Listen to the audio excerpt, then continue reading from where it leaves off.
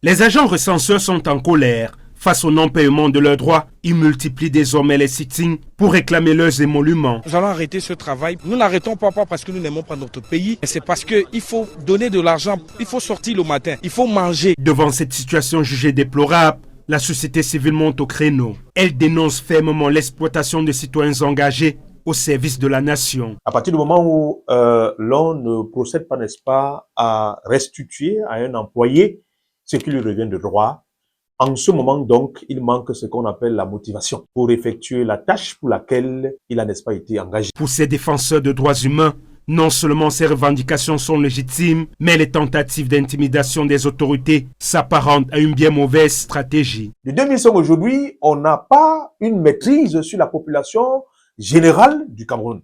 Et donc, s'il y a des compatriotes qui se sont engagés à pouvoir accompagner l'État du Cameroun, il est de plein droit que l'État de Cameroun respecte ses engagements. Ventre affamé n'a point d'oreille et travailler dans une telle précarité impacte directement les performances de ces agents sur le terrain. Les chiffres qu'on va nous produire demain, est-ce que ce seront des chiffres réels? Puisque ceux qui ont été mandatés pour la tâche ne le font pas, ne l'ont pas fait, parce qu'ils n'ont pas été payés. À cela s'ajoute l'épineuse question de leur sécurité. Beaucoup se disent livrés à eux-mêmes, sans toute autre forme de protection qu'une simple chasuble. On nous a agressé sur le terrain que vous êtes des bandits, vos balles ne sont pas signées. Pourtant, on dépend d'Adi, on va vous signer les balles. Lancée le 24 avril dernier, cette opération nationale devrait s'achever le 29 mai prochain. Au regard des réalités du terrain, les observateurs sont formels. Les objectifs sont encore loin d'être atteints. Nous allons toujours se retrouver en difficulté sur la base de ce que ceux qui sont habilités, n'est-ce pas,